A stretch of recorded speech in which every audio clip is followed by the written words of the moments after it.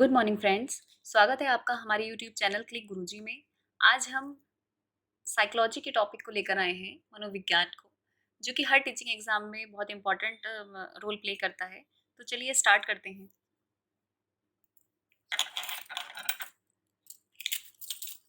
ये मेरे खुद के नोट्स हैं, इसलिए आपसे भी यही कहूँगी कि आप नोट्स को बनाते चलिएगा, जिससे एग्जाम में आपको कोई भी दिक्कत ना आए। चलिए स्टार्ट करते हैं। मनोविज्ञान मनोविज्ञान शब्द का प्रयोग सर्वप्रथम 1590 में रुडॉल्फ गोएकल ने किया था। मनोविज्ञान शब्द का प्रयोग सर्वप्रथम 1590 में रुडॉल्फ गोएकल ने किया था। मनोविज्ञान विषय दर्शन शास्त्र के अंतर्गत आता था। मतलब मनोविज्ञान जो शब्द था उसका प्रयोग सर्वप्रथम सबसे पहले जो किया गया था वो रुडॉल्फ गोएकल ने किया था। और कब किया था? तो 1590 में किया था। क्लियर? मनोविज्ञान विषय जो था पहले वो दर्शन शास्त्र के अंतर्गत आता था। भाई दर्शन शास्त्र एक सब्जेक्ट होता है, तो उसी के अंतर्गत इस विषय को भी पढ़ाया जाता था, रखा जाता था। फिर 1890 में विलियम जेम्स ने दर्शन शास्त्र से अलग कर स्वतंत्र विषय के रूप में इसको मान्यता दी। 1890 में विलियम जेम्स ने दर्शन शास्त्र से अलग कर स्वतंत्र विषय के रूप में इसे मान्यता दी। अर्थात मनोविज्ञान का जनक विलियम जेम्स को कहा जाता है। इस चीज को आप याद रखिएगा। अच्छा, विलियम जेम्स को कब से कब तक कहा जाता है? तो विलियम जेम्स को 1842 से 1910 तक विलियम जेम्स का काल था। ठीक, तो 1890 में विलियम जेम्स ने दर्शन शास्त्र से अलग कर स्वतंत्र विषय के रूप में इसको मान्यता दी।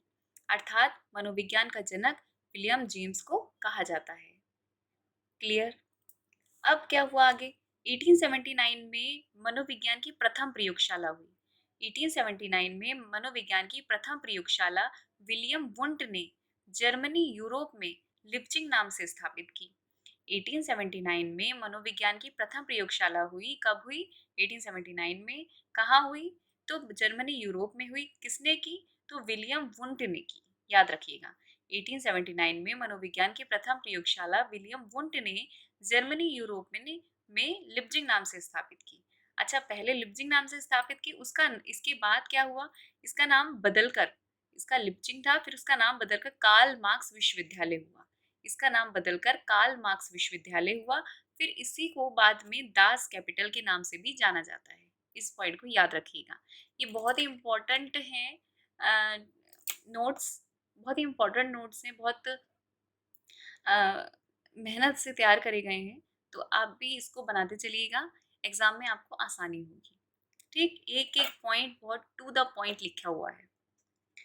1879 में मनोविज्ञान की प्रथम प्रयोगशाला विलियम वुंट ने जर्मनी यूरोप में लिप्जिंग नाम से स्थापित की। इसका नाम बदलकर कार्ल मार्क्स विश्वविद्यालय हुआ। इसी को ही दास कैपिटल कहा जाता है। क्लियर? आगे बढ़ते हैं। मनोविज्ञान को इंग्लिश में साइकोलॉजी कहते हैं। मनोविज्ञान को इंग्लिश में साइकोलॉजी कहते हैं, जिसकी उत्पत्ति लैटिन भाषा के साइको प्लस लोगस से हुई है। मनोविज्ञान को साइकोलॉजी कहते हैं अंग्रेजी में, जिसकी उत्पत्ति साइको प्लस लोगस, लैटिन भाषा के साइको प्लस लोगस से हुई है। साइको का अर्थ होता है सोल, साइको का मीन होता है सोल मतलब आत्मा, और लोगस का मीन होता है अध्ययन, स्टडी मतलब अध्ययन। अर्थात आत्मा का अध्ययन, अर्थात आत्मा का अध्ययन करना। क्लियर? समझ में आ गया यहाँ तक? चलिए फिर से स्टार्ट करते हैं, फिर से रिपीट करते हैं, रिपीट करते हुए चलते हैं। तो मनोविज्ञान शब्द का प्रयोग सर्वप्रथम 1590 में रोडाल्फ गोएकल ने किया था। मनोविज्ञान विषय दर्शन शास्त्र के अंतर्गत आता था। 1890 में विलियम जेम्स ने दर्शन शास्त्र से अलग कर स्वतंत्र विषय के रूप में इसे मान्यता दी। अर्थात अर्थात मनोविज्ञान का जनक विलियम जेम्स को कहा जाता है। विलियम जेम्स को कब से कब तक कहा जाता है? इनका कार्यकाल था तो 1842 से 1910 तक था। 1879 में मनोविज्ञान की प्रथम प्रयोगशाला हुई। किसने की? विलियम वुंट ने जर्मनी यूरोप में लिप्जिंग नाम से स्थापित की। इसका नाम बदलकर कार्ल मार्क्स विश्वविद्यालय पड़ा। इसी को ही दास कैपिटल कहा जाता है। अच्छा, मनोविज्ञान को इंग्लिश में, अंग्रेजी में क्या कहा जाता है? साइकोलॉजी, साइकोलॉजी कहा जाता है, जिसको लैटिन भाषा के साइको प्लस लोगस से लिया गया है। लैटिन भाषा के साइको प्लस लोगस से लिया गया। भी साइको का अर्थ होता है सोल मतलब आत्मा, और लोगस का अर्थ होता है स्टडी मतलब अध्ययन, अर्थात आत्मा का अध्ययन। क्लियर? चलिए आगे बढ़ते हैं। अच्छा, सबसे पहले कहा गया मनोविज्ञान को कहा गया कि आत्मा का विज्ञान।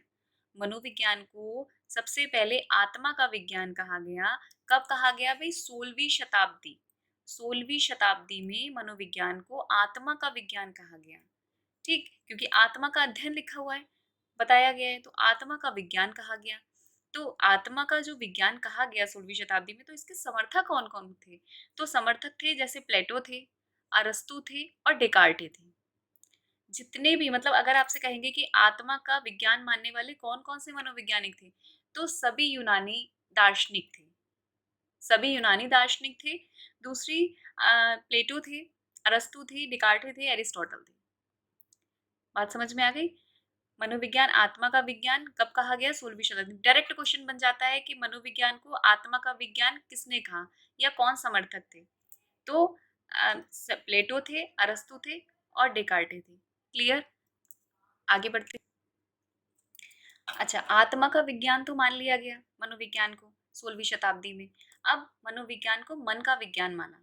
अब मनोविज्ञान को मन का विज्ञान माना। मन का विज्ञान 17वीं शताब्दी में बताया। 17वीं शताब्दी में मनोविज्ञान को अब आत्मा का विज्ञान न कहकर मन का विज्ञान माना गया। कब कहा गया? 17वीं शताब्दी में। इसके समर्थक कौन कौन थे? तो पंपोनॉजी थे। कौन समर्थक थे? पंपोनॉजी थे, इटली के थे। अच्छा, इसके जो पंपोनॉजी थे, एक चीज और लिख लीजिएगा यहाँ पे कि पंपोनॉजी के साथ साथ इसके ब्रोकली भी थे और जॉन लॉक भी थे। पंपोनॉजी भी थे, जॉन लॉक भी थे और आपके ब्रोकली भी थे। ठीक, तो आप लिख दीजिएगा ट्रिक में BPL, B for broccoli, P for पंपोनॉजी और आपके L for John Locke. Clear? अब मन का विज्ञान, आत्मा का विज्ञान हो गया, मन का विज्ञान हो गया। अब आए मनोविज्ञान को चेतना का विज्ञान कहा गया। जैसे जैसे शताब्दियां बढ़ती रही, मनोविज्ञान का जो रूप था वो चेंज होता गया। अब मनोविज्ञान को चेतना का विज्ञान कहा गया। अब इसकी एक ट्रिक देख लीजिए कि जेम्स की वाइफ और साली बूट पहनकर चेतना के साथ चली गई। जेम्स की वाइफ और साली बूट पहनकर चेतना के साथ चली गई। तो जेम्स से विलियम जेम्स, मतलब इनके समर्थक हैं, चेतना के विज्ञान के समर्थक हैं। अब तक आपने भाई मन के विज्ञान के समर्थक पढ़ा, आत्मा के विज्ञान के प्लेटो थे, अरस्तु थे, डेकार्टे थे, और आपने अब मन के विज्ञान का पढ़ा तो मनो मन के जो समर्थक थे वो पंपोनॉजी थे, ब्रोकली थे, जॉन लॉक थे। अब चेतना के विज्ञान का पढ़िए, तो इसकी मैंने ट्रिक बनवा दी है कि जेम्स की वाइफ और साली बूट पहनकर चेतना के साथ गई, तो जेम्स से विलियम जेम्स हो जाएगा, वाइफ से वाइप्स हो जाएगा, वाइफ से वाइप्स हो जाएगा, साली से जेम्स सली हो जाएगा, साली से जेम्स सली हो जाएगा, और वुड से विलियम वुंट हो जाएगा, वुड से विलियम वुंट हो जाएगा। आशा करते हैं आपको ये ट्रिक अच्छी लगी होगी। चलिए आगे बढ़ते हैं। विलियम मैकडूगल आए। विलियम मैकडूगल ने आउटलाइन साइकोलॉजी नामक पुस्तक लिखी। विलियम मैकडूगल ने आउटलाइन साइकोलॉजी नामक पुस्तक लिखी। ठीक है, तो यही क्वेश्चन बन जाएगा कि आउटलाइन साइकोलॉजी पुस्तक किसकी है? तो आउटलाइन साइकोलॉजी पुस्तक जो है वो विलियम मैकडूगल की है। इन्होंने चेतना के विज्ञान का सबसे ज्यादा विरोध किया। ये जो चेतना का विज्ञान था, सबसे ज्यादा विरोध किसने किया? विलियम मैकडूगल ने किया। इस चीज को ध्यान रखिएगा। अच्छा, विलियम मैकडूगल ने मूल प्रवृत्तियों का जनक कहा जाता है। विलियम मैकडूगल को मूल प्रवृत्तियों का जनक कहा जाता है। मूल प्रवृत्तियों की संख्या कितनी थी? 14 थी। मूल प्रवृत्तियों की संख्या कितनी थी? 14 थी। और संवेग कितने थे? 14 थे। याद रखिएगा, विलियम मैकडूगल ने आउटलाइन साइकोलॉजी नामक पुस्तक लिखी। इन्होंने चेतना के विज्ञान का सबसे ज्यादा विरोध किया। इन्होंने ही मूल प्रवृत्तियों के जनक कहा जाता है। संख्या कितनी थी मूल प्रवृत्तियों की? 14 थी। और संवेग कितने थे? 14 थे। आगे बढ़ते हैं इसी के साथ। अब आत्मा का विज्ञान हो गया, मन का विज्ञान हो गया, चेतना का विज्ञान हो गया। अब मनोविज्ञान को व्यवहारों का विज्ञान कहा गया। ये कौन सा समय था? ये अब आधुनिक समय आ गया था। ये अब आधुनिक समय आ गया था। और अब साइकोलॉजी को व्यवहारों का विज्ञान कहा गया। कब की बात है? ये 20वीं शताब्दी की बात है। 20वीं शताब्दी की बात है। 20वीं शताब्दी की बात है। ठीक है, आधुनिक समय था। पहले कहा गया आत्मा का विज्ञान, फिर कहा गया मन मस्तिष्क का विज्ञान, फिर कहा गया चेतना का विज्ञान, अब कहा गया मनोविज्ञान को व्यवहारों का विज्ञान। आगे बढ़ते हैं। अब व्यवहारवाद का जनक किसको कहा जाता है? वॉटसन को कहा जाता है। सिंपल डायरेक्टली क्वेश्चन बन जाता है कि व्यवहारवाद का जनक किसको कहा जाता है, तो वॉटसन को कहा जाता है। जो भी मैंने मनोवैज्ञानिकों के नाम आपको बताए हैं वो आप सही से नोट कर लीजिएगा, क्योंकि यही पूछ लिया जाता है क्वेश्चन में कि भैया बताइए कि मनोविज्ञान को मन का विज्ञान मानने वाले समर्थक कौन थे, कौन से मनोवैज्ञानिक थे, या चेतना के विज्ञान चेतना का विज्ञान कहने वाले समर्थक कौन थे। ठीक, तो इसलिए मनोवैज्ञानिकों के नाम आपको याद करना बहुत जरूरी है। अच्छा, आगे बढ़ते हैं। अब आई डेफिनेशंस, बहुत इंपॉर्टेंट है। साइकोलॉजी में सबसे ज्यादा डेफिनेशंस पूछी जाती हैं, चाहे यूपी टेट हो, चाहे सी टेट हो, चाहे कोई भी स्टेट टेट हो। अच्छा, एक बालक, अब कहा गया, अब डेफिनेशन देख लीजिए, या डेफिनेशन देख लीजिए और नोट करते चलिए। एक बालक मुझे दे दो, मैं उसे जो चाहे बना दूंगा, बना सकता हूँ। एक बालक मुझे दे दो, मैं उसे जो चाहे बना सकता हूँ। ये किसने कहा, ये वॉटसन ने कहा। ये वॉटसन की डेफिनेशन है कि एक बालक मुझे दे दो, मैं उसे जो चाहे बना सकता हूँ। ये किसने कहा, वॉटसन ने कहा। ये डायरेक्टली ऐसी डेफिनेशन आ जाएगी कि बताइए एक बालक मुझे दे दो और मैं उसे जो भी बना सकता हूँ, तो ये किसने कहा, तो वॉटसन ने कहा। आगे बढ़ते हैं।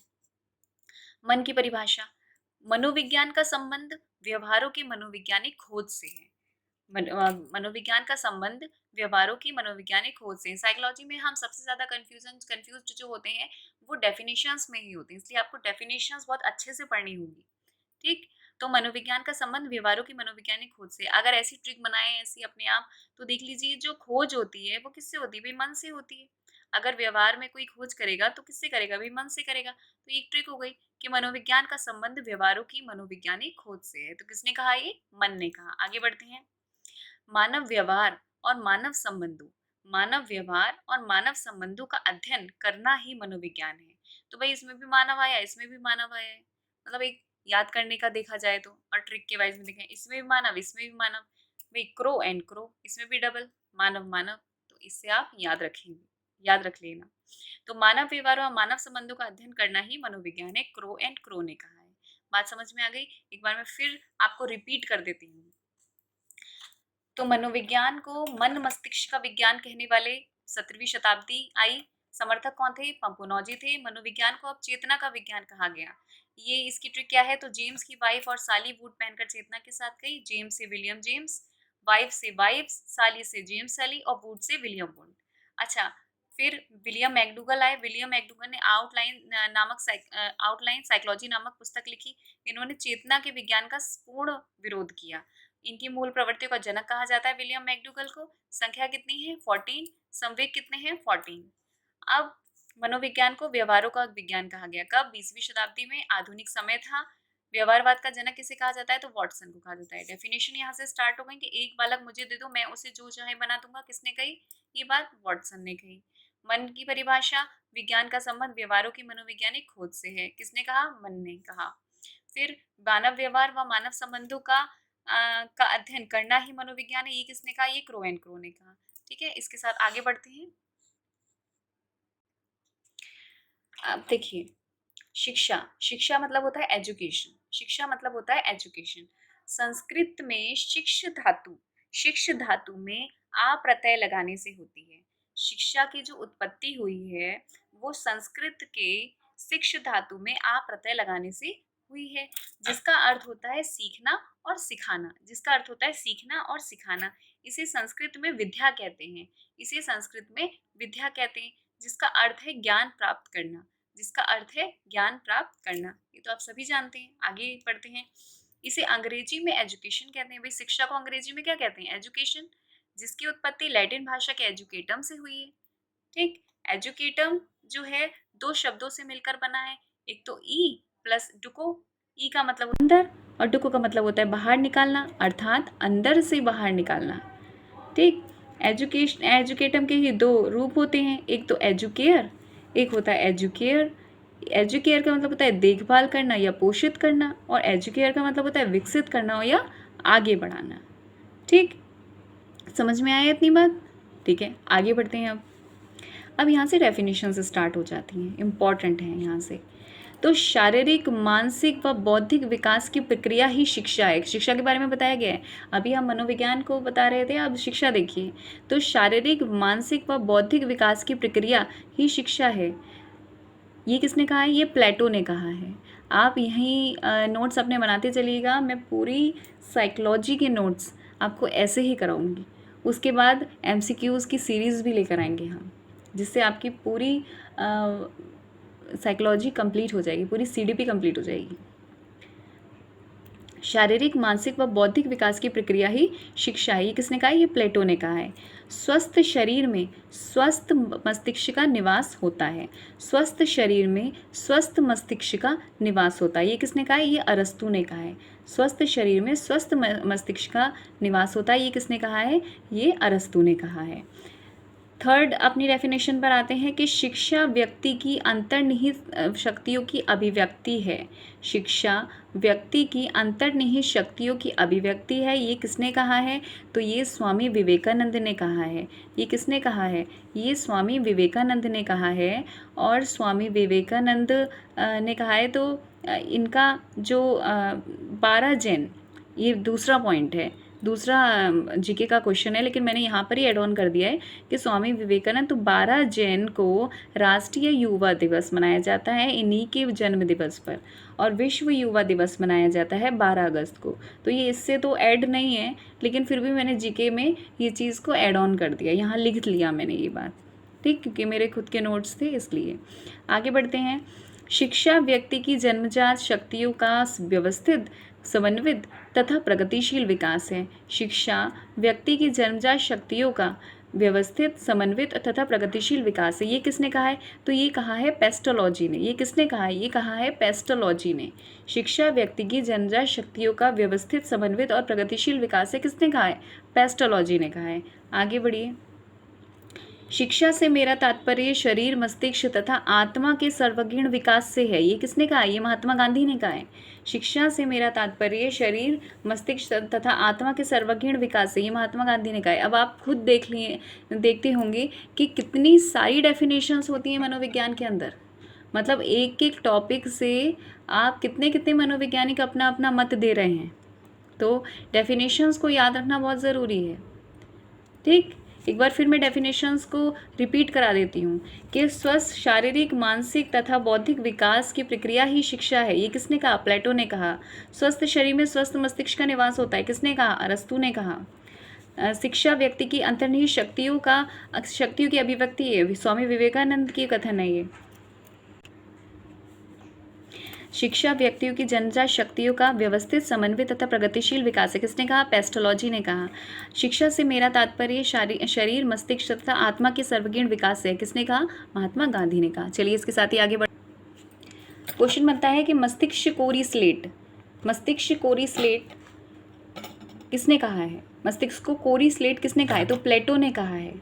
तो याद रखिएगा भाई, स्लेट प्लेट एक सही लग रहा है याद करने का।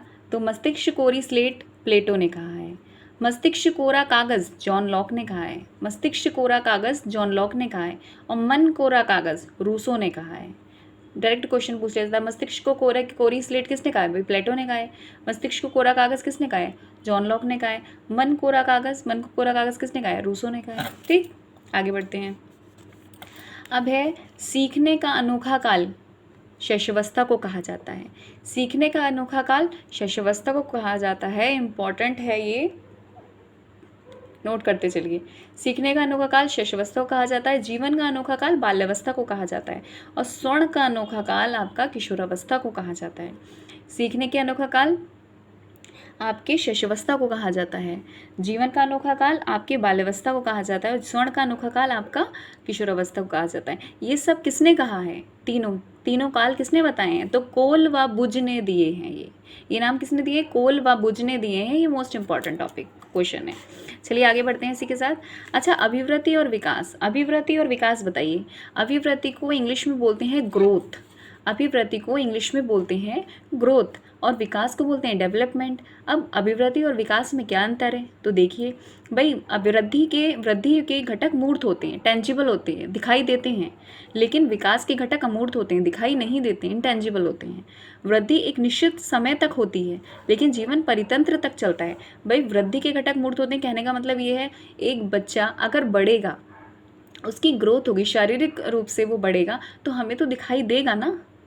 लेकिन अगर उसके माइंड में डेवलपमेंट होगा, अगर उसका दिमाग बढ़ेगा तो हमें दिखाई थोड़ी दे रहा है।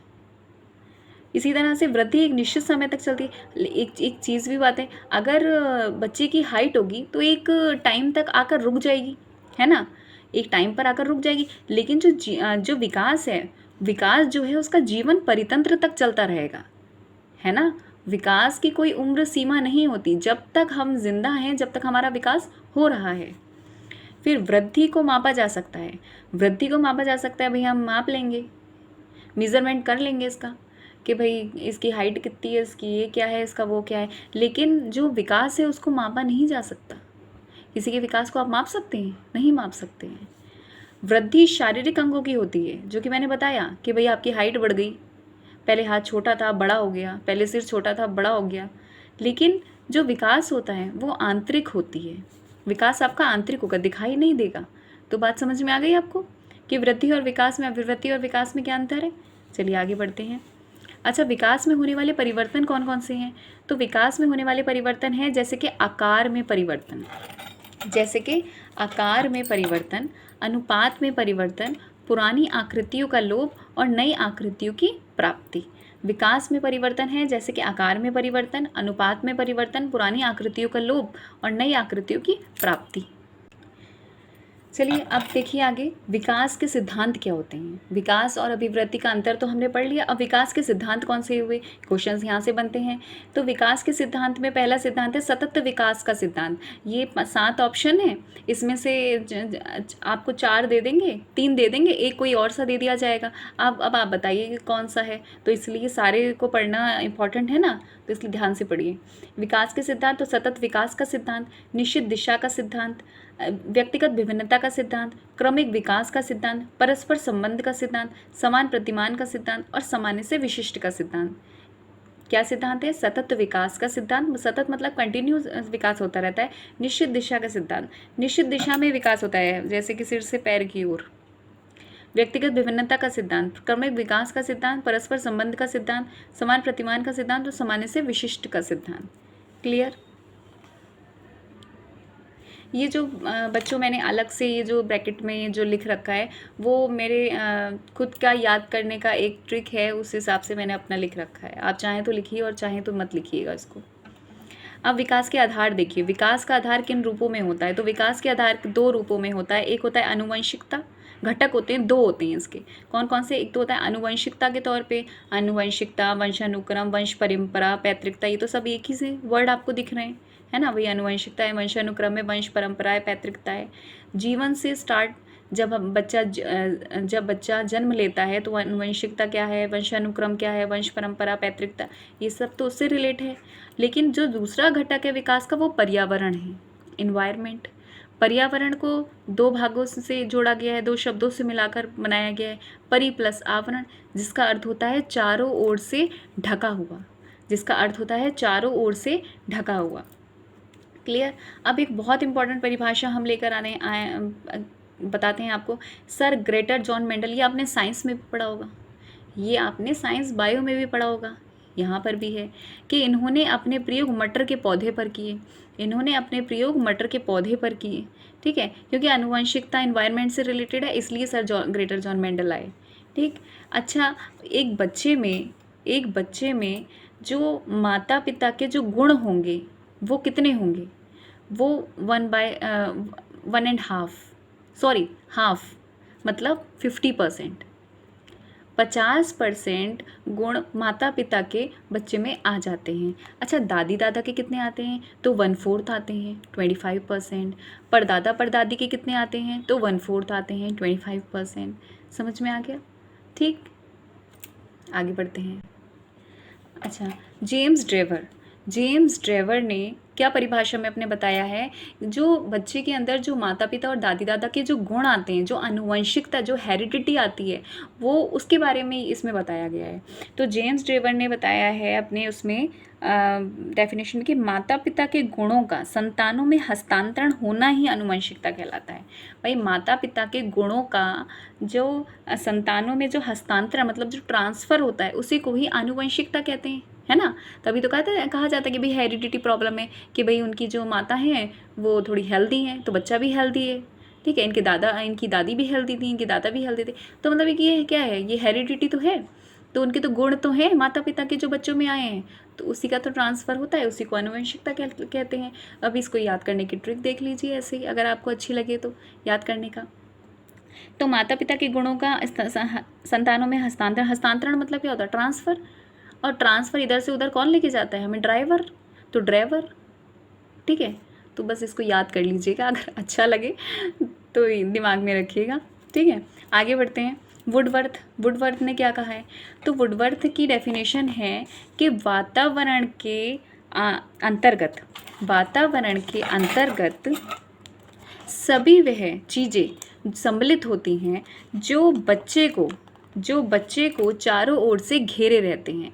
वातावरण के अंतर्गत सभी वह चीज़ें सम्मिलित होती हैं जो बच्चों को चारों ओर से घेरे रखती हैं और जिनका प्रत्यक्ष प्रभाव बच्चे पर दिखाई देता है या पड़ता है। क्लियर, आगे बढ़िए। विकास को प्रभावित करने वाले कारक, तो विकास को प्रभावित करने वाले कारक दो होते हैं, एक तो आनुवंशिकता और एक वातावरण। आनुवंशिकता तो हम ऊपर से नीचे अभी पढ़ के आए हैं, हेरिडिटी वगैरह, और जो माता पिता के दादी दादा के गुण होते हैं। और वातावरण से किस तरह विकास प्रभावित होता है, तो पालन पोषण। उचित पालन पोषण नहीं होगा बच्चे का तो विकास भाई प्रभावित होगा। जलवायु, रोग बीमारी, आर्थिक स्थिति, बुद्धि, आयु, जन्म का क्रम, ये सारे ऐसे पॉइंट्स हैं वातावरण के अंदर जो कि विकास को प्रभावित करते हैं। क्लियर, बहुत लंबी वीडियो हो गई। आगे अब नेक्स्ट जो टॉपिक है वो विकास की अवस्थाएं, वो हम नेक्स्ट टॉपिक में डिस्कस करेंगे, नेक्स्ट वीडियो में डिस्कस करेंगे। आशा करते हैं आपको हमारे ये नोट्स अच्छे लगे होंगे, आपके हेल्पफुल होंगे ये नोट्स आपके। और यूपी टेट का भी एग्ज़ाम आने वाला ही है, सुपर टेट की तैयारी करने वाले बच्चे तो बहुत सारे हैं। ठीक है, इसमें ये पॉइंट्स, ये जो हमारे नोट्स हैं, ये टू द पॉइंट लिखे हुए हैं, आप नोट कर सकते हैं। नेक्स्ट वीडियो में मैं विकास की अवस्थाओं को लेकर आऊँगी, फिर उसके बाद MCQs भी लेकर आएंगे, जिससे आपका ये टॉपिक बिल्कुल क्लियर हो जाएगा। थैंक यू, धन्यवाद।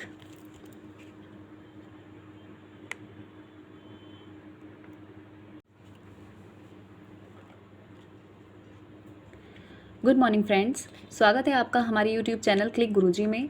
आज हम साइकोलॉजी के टॉपिक को लेकर आए हैं, मनोविज्ञान को, जो कि हर टीचिंग एग्ज़ाम में बहुत इम्पॉर्टेंट रोल प्ले करता है। तो चलिए स्टार्ट करते हैं।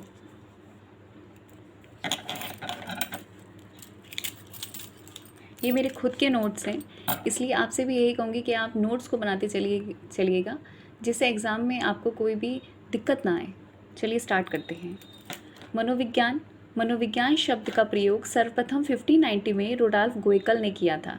मनोविज्ञान शब्द का प्रयोग सर्वप्रथम 1590 में रुडॉल्फ गोएकल ने किया था।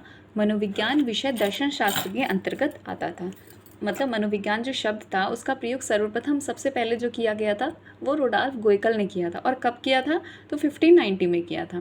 क्लियर, मनोविज्ञान विषय जो था पहले वो दर्शन शास्त्र के अंतर्गत आता था। भाई दर्शन शास्त्र एक सब्जेक्ट होता है, तो उसी के अंतर्गत इस विषय को भी पढ़ाया जाता था, रखा जाता था। फिर 1890 में विलियम जेम्स ने दर्शन शास्त्र से अलग कर स्वतंत्र विषय के रूप में इसको मान्यता दी। 1890 में विलियम जेम्स ने दर्शन शास्त्र से अलग कर स्वतंत्र विषय के रूप में इसे मान्यता दी। अर्थात मनोविज्ञान का जनक विलियम जेम्स को कहा जाता है। इस चीज़ को आप याद रखिएगा।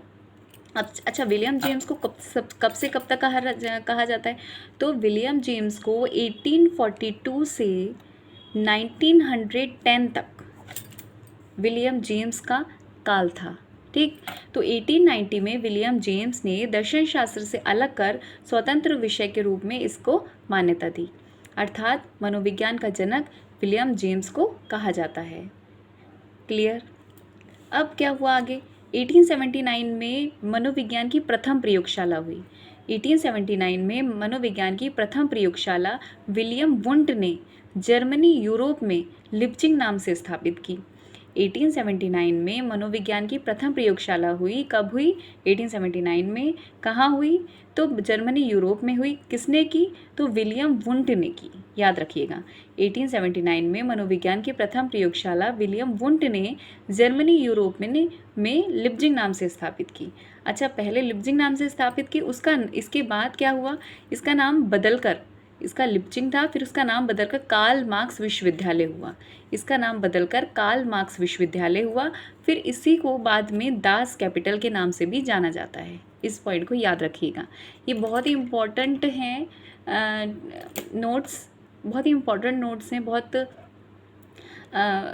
मेहनत से तैयार करे गए हैं। तो आप भी इसको बनाते चलिएगा, एग्ज़ाम में आपको आसानी होगी। ठीक, एक एक पॉइंट बहुत टू द पॉइंट लिखा हुआ है।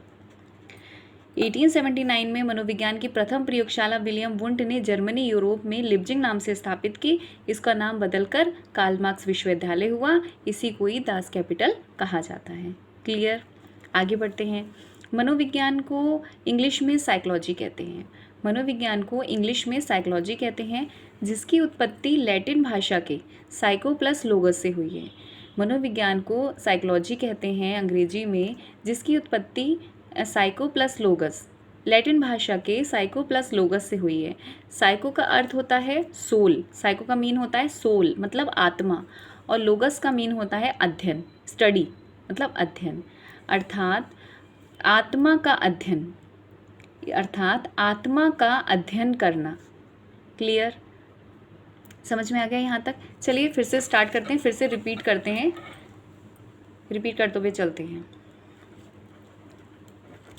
तो मनोविज्ञान शब्द का प्रयोग सर्वप्रथम 1590 में रोडाल्फ गोइकल ने किया था। मनोविज्ञान विषय दर्शन शास्त्र के अंतर्गत आता था।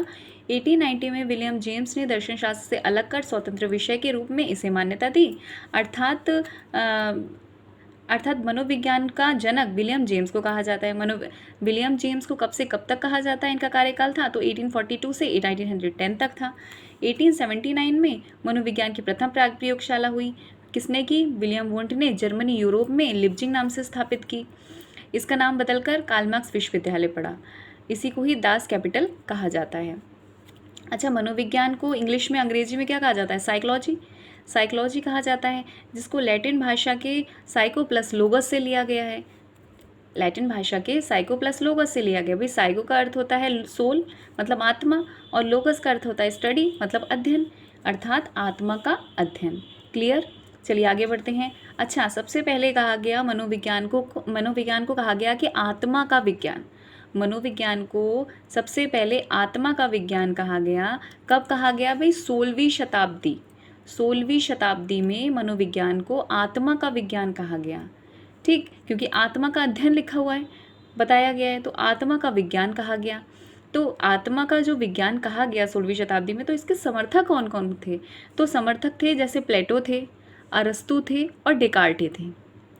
जितने भी, मतलब अगर आपसे कहेंगे कि आत्मा का विज्ञान मानने वाले कौन कौन से मनोवैज्ञानिक थे, तो सभी यूनानी दार्शनिक थे, सभी यूनानी दार्शनिक थे। दूसरी प्लेटो थे, अरस्तु थे, डेकार्टे थे, एरिस्टोटल थे। बात समझ में आ गई? मनोविज्ञान आत्मा का विज्ञान कब कहा गया? 16वीं शताब्दी। डायरेक्ट क्वेश्चन बन जाता है कि मनोविज्ञान को आत्मा का विज्ञान किसने कहा या कौन समर्थक थे? तो प्लेटो थे, अरस्तु थे और डेकार्टे थे। क्लियर, आगे बढ़ते। अच्छा, आत्मा का विज्ञान तो मान लिया गया मनोविज्ञान को 16वीं शताब्दी में। अब मनोविज्ञान को मन का विज्ञान माना। मन का विज्ञान 17वीं शताब्दी में बताया। 17वीं शताब्दी में मनोविज्ञान को अब आत्मा का विज्ञान न कहकर मन का विज्ञान माना गया। कब कहा गया? 17वीं शताब्दी में। इसके समर्थक कौन कौन थे? तो पंपोनॉजी थे। कौन समर्थक थे? पंपोनॉजी थे, इटली के थे। अच्छा, इसके जो पंपोनॉजी थे, एक चीज़ और लिख लीजिएगा यहाँ पे कि पंपोनॉजी के साथ साथ इसके ब्रोकली भी थे और जॉन लॉक भी थे। पंपोनॉजी भी थे, जॉन लॉक भी थे और आपके ब्रोकली भी थे। ठीक, तो आप लिख दीजिएगा ट्रिक में BPL, B for broccoli, P for पंपोनॉजी और आपके L for John Locke. Clear. अब मन का विज्ञान, आत्मा का विज्ञान हो गया, मन का विज्ञान हो गया। अब आए मनोविज्ञान को चेतना का विज्ञान कहा गया। जैसे जैसे शताब्दियाँ बढ़ती रही, मनोविज्ञान का जो रूप था वो चेंज होता गया। अब मनोविज्ञान को चेतना का विज्ञान कहा गया। अब इसकी एक ट्रिक देख लीजिए कि जेम्स की वाइफ और साली बूट पहनकर चेतना के साथ चली गई। जेम्स की वाइफ और साली बूट पहनकर चेतना के साथ चली गई। तो जेम्स से विलियम जेम्स, मतलब इनके समर्थक हैं चेतना के विज्ञान के समर्थक हैं। अब तक आपने भाई मन के विज्ञान के समर्थक पढ़ा, आत्मा के विज्ञान के प्लेटो थे, अरस्तु थे, डेकार्टे थे, और आपने अब मन के विज्ञान का पढ़ा तो मन के जो समर्थक थे वो पंपोनॉजी थे, प्रॉकली थे, जॉन लॉक थे। अब चेतना के विज्ञान का पढ़िए तो इसकी मैंने ट्रिक बनवा दी है कि जेम्स की वाइफ और साली बूट पहनकर चेतना के साथ गई तो जेम्स से विलियम जेम्स हो जाएगा, वाइफ से वाइप्स हो जाएगा, वाइफ से वाइप्स हो जाएगा, साली से जेम्स सली हो जाएगा, साली से जेम्स सली हो जाएगा, और वुड से विलियम वुंट हो जाएगा, वुड से विलियम वुंट हो जाएगा। आशा करते हैं आपको ये ट्रिक अच्छी लगी होगी। चलिए आगे बढ़ते हैं। विलियम मैकडूगल आए। विलियम मैकडूगल ने आउटलाइन साइकोलॉजी नामक पुस्तक लिखी। विलियम मैकडूगल ने आउटलाइन साइकोलॉजी नामक पुस्तक लिखी। ठीक है, तो यही क्वेश्चन बन जाएगा कि आउटलाइन साइकोलॉजी पुस्तक किसकी है। तो आउटलाइन साइकोलॉजी पुस्तक जो है वो विलियम मैकडूगल की है। इन्होंने चेतना के विज्ञान का सबसे ज़्यादा विरोध किया। ये जो चेतना का विज्ञान था सबसे ज़्यादा विरोध किसने किया? विलियम मैकडूगल ने किया। इस चीज़ को ध्यान रखिएगा। अच्छा, विलियम मैकडूगल ने मूल प्रवृत्तियों का जनक कहा जाता है। विलियम मैकडूगल को मूल प्रवृत्तियों का जनक कहा जाता है। मूल प्रवृत्तियों की संख्या कितनी थी? 14 थी। मूल प्रवृत्तियों की संख्या कितनी थी? 14 थी। और संवेग कितने थे? 14 थे। याद रखिएगा, विलियम मैकडूगल ने आउटलाइन साइकोलॉजी नामक पुस्तक लिखी। इन्होंने चेतना के विज्ञान का सबसे ज़्यादा विरोध किया। इन्होंने ही मूल प्रवृत्तियों के जनक कहा जाता है। संख्या कितनी थी मूल प्रवृत्तियों की? 14 थी। और संवेग कितने थे? 14 थे। आगे बढ़ते हैं इसी के साथ। अब आत्मा का विज्ञान हो गया, मन का विज्ञान हो गया, चेतना का विज्ञान हो गया। अब मनोविज्ञान को व्यवहारों का विज्ञान कहा गया। ये कौन सा समय था? ये अब आधुनिक समय आ गया था। ये अब आधुनिक समय आ गया था और अब साइकोलॉजी को व्यवहारों का विज्ञान कहा गया। कब की बात है? ये 20वीं शताब्दी की बात है। 20वीं शताब्दी की बात है। 20वीं शताब्दी की बात है। ठीक है, आधुनिक समय था। पहले कहा गया आत्मा का विज्ञान, फिर कहा गया मन मस्तिष्क का विज्ञान, फिर कहा गया चेतना का विज्ञान, अब कहा गया मनोविज्ञान को व्यवहारों का विज्ञान। आगे बढ़ते हैं। अब व्यवहारवाद का जनक किसको कहा जाता है? वॉटसन को कहा जाता है। सिंपल डायरेक्टली क्वेश्चन बन जाता है कि व्यवहारवाद का जनक किसको कहा जाता है? तो वॉटसन को कहा जाता है। जो भी मैंने मनोवैज्ञानिकों के नाम आपको बताए हैं वो आप सही से नोट कर लीजिएगा, क्योंकि यही पूछ लिया जाता है क्वेश्चन में कि भैया बताइए कि मनोविज्ञान को मन का विज्ञान मानने वाले समर्थक कौन थे, कौन से मनोवैज्ञानिक थे, या चेतना का विज्ञान कहने वाले समर्थक कौन थे। ठीक, तो इसलिए मनोवैज्ञानिकों के नाम आपको याद करना बहुत ज़रूरी है। अच्छा, आगे बढ़ते हैं। अब आई डेफिनेशंस, बहुत इंपॉर्टेंट हैं। साइकोलॉजी में सबसे ज़्यादा डेफिनेशंस पूछी जाती हैं, चाहे यूपी टेट हो, चाहे सी टेट हो, चाहे कोई भी स्टेट टेट हो। अच्छा, एक बालक, अब कहा गया, अब डेफिनेशन देख लीजिए या डेफिनेशन देख लीजिए और नोट करते चलिए। एक बालक मुझे दे दो, मैं उसे जो चाहे बना सकता हूँ। एक बालक मुझे दे दो, मैं उसे जो चाहे बना सकता हूँ। ये किसने कहा? ये वॉटसन ने कहा। ये वॉटसन की डेफिनेशन है कि एक बालक मुझे दे दो, मैं उसे जो चाहे बना सकता हूँ। ये किसने कहा? वॉटसन ने कहा। ये डायरेक्टली ऐसी डेफिनेशन आ जाएगी कि बताइए एक बालक मुझे दे दो और मैं उसे जो भी बना सकता हूँ। तो ये किसने कहा? तो वॉटसन ने कहा। आगे बढ़ते हैं। मन की परिभाषा। मनोविज्ञान का संबंध व्यवहारों की मनोवैज्ञानिक खोज से है। मनोविज्ञान का संबंध व्यवहारों की मनोवैज्ञानिक खोज से। साइकोलॉजी में हम सबसे ज़्यादा कन्फ्यूज्ड जो होते हैं वो डेफिनेशंस में ही होते हैं, इसलिए आपको डेफिनेशंस बहुत अच्छे से पढ़नी होगी। ठीक, तो मनोविज्ञान का संबंध व्यवहारों की मनोवैज्ञानिक खोज से। अगर ऐसी ट्रिक बनाएं ऐसी अपने आप, तो देख लीजिए जो खोज होती है वो किससे होती है? भाई मन से होती है। अगर व्यवहार में कोई खोज करेगा तो किससे करेगा? भाई मन से करेगा। तो एक ट्रिक हो गई कि मनोविज्ञान का संबंध व्यवहारों की मनोवैज्ञानिक खोज से है। तो किसने कहा? ये मन ने कहा। आगे बढ़ते हैं। मानव व्यवहार और मानव संबंधों का अध्ययन करना ही मनोविज्ञान है। तो भाई इसमें भी मानव आया, इसमें भी मानव आया है, मतलब एक याद करने का देखा जाए तो, और ट्रिक के वाइज में देखा, इसमें भी मानव, इसमें भी मानव। भाई क्रो एंड क्रो, इसमें भी डबल मानव। तो इससे आप याद रख लेना। तो मानव व्यवहार और मानव संबंधों का अध्ययन करना ही मनोविज्ञान है, क्रो एंड क्रो ने कहा है।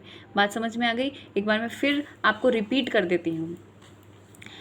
तो मनोविज्ञान को मन मस्तिष्क का विज्ञान कहने वाले 17वीं शताब्दी आई। समर्थक कौन थे? पंपोनॉजी थे। मनोविज्ञान को अब चेतना का विज्ञान कहा गया। ये इसकी ट्रिक क्या है? तो जेम्स की वाइफ और साली वुड पहनकर चेतना के साथ गई। जेम्स से विलियम जेम्स, वाइफ से वाइफ्स, साली से जेम्स साली और वुड से विलियम वुड। अच्छा, फिर विलियम मैकडूगल आए। विलियम मैकडूगल ने आउटलाइन साइकोलॉजी नामक पुस्तक लिखी। इन्होंने चेतना के विज्ञान का पूर्ण विरोध किया। इनकी मूल प्रवृत्तियों का जनक कहा जाता है विलियम मैकडूगल को। संख्या कितनी है? 14। संवेग कितने हैं? 14। अब मनोविज्ञान को व्यवहारों का विज्ञान कहा गया। कब? 20वीं शताब्दी में। आधुनिक समय था। व्यवहारवाद का जनक किसे कहा जाता है? तो वॉटसन को कहा जाता है। डेफिनेशन यहाँ से स्टार्ट हो गई कि एक बालक मुझे दे दो, मैं उसे जो चाहे बना दूंगा। किसने कही ये बात? वॉटसन ने कही। मन की परिभाषा, विज्ञान का संबंध व्यवहारों की मनोवैज्ञानिक खोज से है। किसने कहा? मन ने कहा। फिर मानव व्यवहार व मानव संबंधों का अध्ययन करना ही मनोविज्ञान है। ये किसने कहा? ये क्रो एंड क्रो ने कहा। ठीक है, इसके साथ आगे बढ़ते हैं। अब देखिए, शिक्षा मतलब होता है एजुकेशन। शिक्षा मतलब होता है एजुकेशन। संस्कृत में शिक्ष धातु में आ प्रत्यय लगाने से होती है। शिक्षा की जो उत्पत्ति हुई है वो संस्कृत के शिक्ष धातु में आ प्रत्यय लगाने से हुई है, जिसका अर्थ होता है सीखना और सिखाना। जिसका अर्थ होता है सीखना और सिखाना। इसे संस्कृत में विद्या कहते हैं। इसे संस्कृत में विद्या कहते हैं, जिसका अर्थ है ज्ञान प्राप्त करना। जिसका अर्थ है ज्ञान प्राप्त करना। ये तो आप सभी जानते हैं। आगे पढ़ते हैं। इसे अंग्रेजी में एजुकेशन कहते हैं। भाई, शिक्षा को अंग्रेजी में क्या कहते हैं? एजुकेशन। जिसकी उत्पत्ति लैटिन भाषा के एजुकेटम से हुई है। ठीक, एजुकेटम जो है दो शब्दों से मिलकर बना है। एक तो ई प्लस डुको। ई का मतलब